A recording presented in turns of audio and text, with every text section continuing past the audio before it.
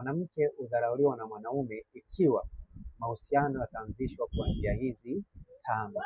Ni vizuri zaidi kuweza kujua kwamba 90% wanaume wa Kiafrika wana ubaba. Kwa hiyo kama mahusiano yataanzishwa kwa njia hizi tano ambazo nitaweza kuzitaja, 90% hiyo ya wanaume huwadharau wanawake walionao katika mahusiano, na ndio maana hii 90% huwa hawafungi ndoa na aina hii ya wanawake, kwa sababu huwa wanawadharau wanawake ambao wameanzisha mahusiano kwa njia hizi tano ambazo nitaweza kuzitaja. Ni njia ambazo ni sahihi, zinaweza zikamfanya mwanamume ambaye ana akili timamu au ambaye ana upendo kuweza kufunga ndoa, lakini asilimia kubwa au 90% ni njia ambazo huwa zinafanya wanaume kuweza kuwadharau wanawake. Njia ya kwanza kabisa ni njia ya kufanya mapenzi. Kuna wanawake ambao wanaanzisha mahusiano na mwanaume kwa sababu ya kufanya naye mapenzi.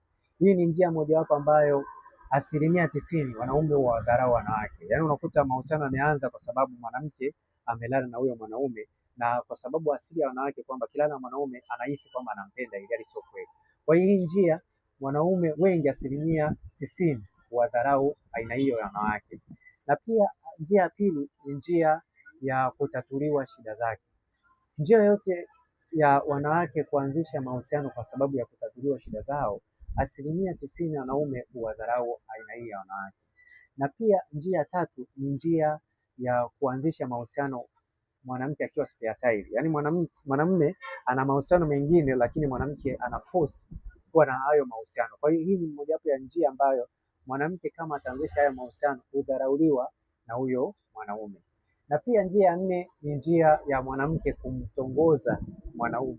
Hii ni njia mojawapo ambayo mwanamke yoyote anapoanzisha mahusiano na mwanaume yoyote ambaye ana asili ya ubaba huwa anadharauliwa na huyo mwanaume. Na pia njia ya mwisho kabisa ni njia ya kununuliwa. Kuna mahusiano ambayo yanaanzishwa kama ananunuliwa mwanamke, na asilimia kubwa wanawake wengi wameanzisha mahusiano kana kwamba yupo katika biashara ya kununuliwa.